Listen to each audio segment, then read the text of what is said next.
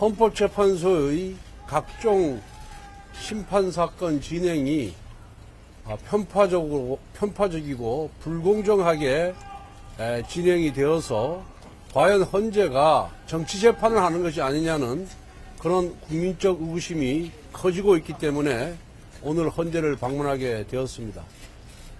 헌법재판소는 각종 탄핵 심판 사건의 접수 순서에 따라서 재판을 진행하는 것이 절차적 정당성을 진행하는 것이 국민적 신뢰를 확보하는 길임에도 불구하고 한덕수 총리에 대한 탄핵 심판이 마은혁 후보자 권한쟁의 심판보다 훨씬 먼저 헌재에 접수됐음에도 불구하고 마은혁 후보자에 대한 권한쟁의 심판을 아주 시급하게 진행함으로써 헌재가 불공정하다는 비판을 피하기 어렵게 되어 있습니다. 그래서 오늘 마은혁 후보자에 대한 권한쟁의 심판보다 한덕수 대행에 대한 권한쟁의 심판을 먼저 결정을 해라 라고 요구를 했고, 그에 대해서 사무처장은 재판관들에게 그 의사를 전달하겠다는 그런 답변이 있었습니다. 다 아시다시피 한덕수 권한대행에 대한 재판은 두 가지입니다. 하나는 권한쟁의 심판, 즉 국회 의결이 151석으로 가능하냐, 200석이 필요하냐는 문제입니다. 한두 시간만 논의하면은 헌재에서 먼저 결정할 수 있음에도 불구하고 거기에 대한 결정을 미룬 채 탄핵 심판에 대한 변론 기일에 돌입했습니다. 우리는 권한쟁의 심판, 즉 151석이냐 200석에 대한 결정을 하고, 만약 헌재가 200석이 151석이라는 결론을 내린다면은 그때 가서 본안 심리를 하라라고 요구를 했는데, 헌재는 계속해서 우리의 요구를 거부하고 권한쟁의 심판과 탄핵 심판을 함께 진행하고 있어서 이건 정말 잘못된 것이다 라고 지적을 했습니다. 두 번째, 이 심판 과정에서 증거능력 부여 문제는 법의 규정을 따라줘야 됩니다. 여러분들 아시다시피 헌법재판소법에 따르면은 헌법재판소가 행사하는 권한이 세 가지가 있습니다. 탄핵 심판, 권한쟁의 심판, 헌법소원이 있습니다. 근데 권한쟁의 심판과 헌법소원은 민사소송법과 행정소송법의 규정을 준용하도록 되어 있습니다. 그런데 유독 탄핵 심판만은 형사소송법의 규정을 준용하도록 되어 있습니다. 그럼 왜 탄핵 심판에서는 행정소송법이나 민사소송법보다 형사소송법 규정을 준용하라고 했을까요? 그 이유는 딱 한 가지입니다. 대통령이든 장관이든 간에 탄핵 결정이 나면은 파면의 결과가 나오는 겁니다. 즉, 그 공직자의 인격과 명예를 송두리째 빼앗는 결과가 나오기 때문에 범죄 사건 재판처럼 엄격한 증거에 의해서, 그리고 그 피청구인이나 피고인의 인권과 방어권을 최대한 보장하라는 의미에서 민사재판이 아니라 형사재판의 규정을 준용하도록 되어 있습니다. 민사재판은 여러분들 아시다시피 여러 가지 증거를 종합해서 판사의 자유심증에 의해서 결론을 내릴 수가 있습니다. 그렇지만 형사재판은 엄격한 증거에 의해서 결론을, 사실관계를 인정하도록 되어 있는 겁니다.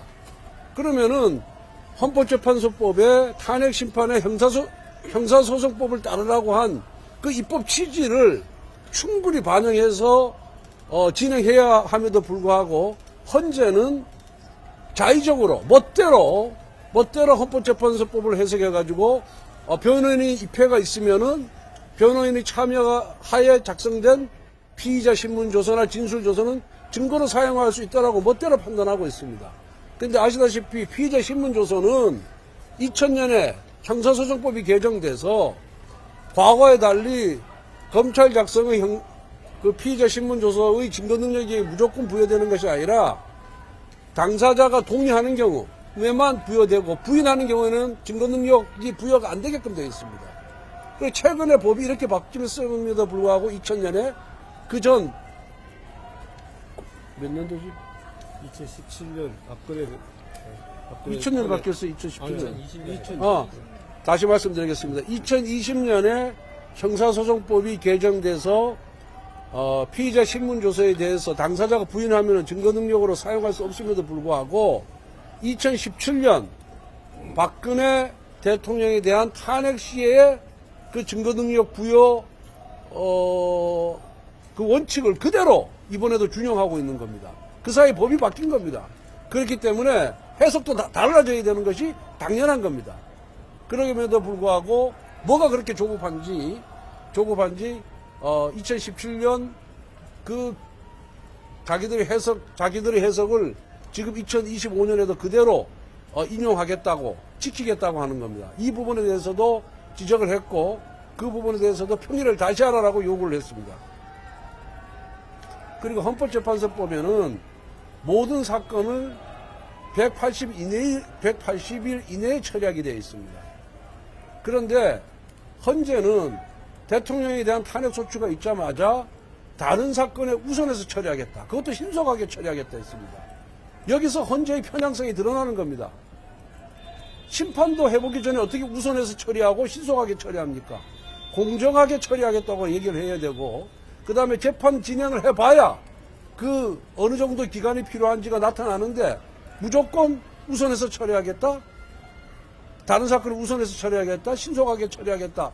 라고 얘기하는 것 자체가 정치적 편향성을 드러낸 것이다 라고 저희들은 보고 있습니다. 그리고 우리나라 헌법재판소법은 탄핵소추가 되면 무조건 직무정지하게 되어 있습니다. 그런데 미국이나 영국이나 독일이나 프랑스 같은 선진법제에는 무조건적인 직무정지가 아닙니다. 그냥 직무는 그대로 수행하면서 헌재의 결정이 나면 정지하게끔 되어 있습니다. 근데 우리는 직무정지를 하고 그 다음에 헌법재판을 탄핵심판을 진행을 합니다. 그렇기 때문에 더더구나 형사재판의 예에 따라서 그 피청구인의 방어권을 최대한 보장을 해줘야 됩니다. 피청구인의 방어권을 최대한 보장해야 그런 절차적 정당성이 확보가 돼야 헌재의 결정을 국민들이 신뢰를 할 수 있는 겁니다. 지금과 같이 절차적 정당성이 부여되지 아니하고 그 다음에 헌재가 자기들 멋대로 자의적으로 법 규정을 해석해서 지나치게 빨리 이 탄핵 심판을 진행한다 그런다면은 그 결정에 대해서도 국민들의 신뢰가 떨어질 겁니다. 결국 헌법재판은 헌법재판소의 결정으로 인해서 국민 통합의 효과를 거둬야 되는데 지금과 같이 편파적이고 불공정하게 진행됐을 경우에는 과연 국민 통합이 할 수 있을 것이냐, 오히려 분열이 가속화될 가능성이 있다. 이 점도 지적을 했습니다.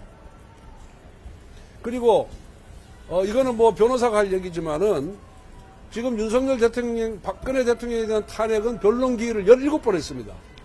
그런데 지금 윤석열 대통령에 대한 탄핵 변론 기일은 내일까지 8번입니다. 너무 형평성에 있어서 차이가 납니다. 좀 더 신중하게, 좀 더 공정하게 탄핵 심판을 진행하기를 바라고 먼저 접수된 사건을 먼저 처리함으로 인해서 직무정지된 국무위원들이 하루빨리 본업에 복귀할 수 있도록 헌재가 운영의 묘를 기해야 된다 이렇게 생각합니다. 이 정도 하겠습니다.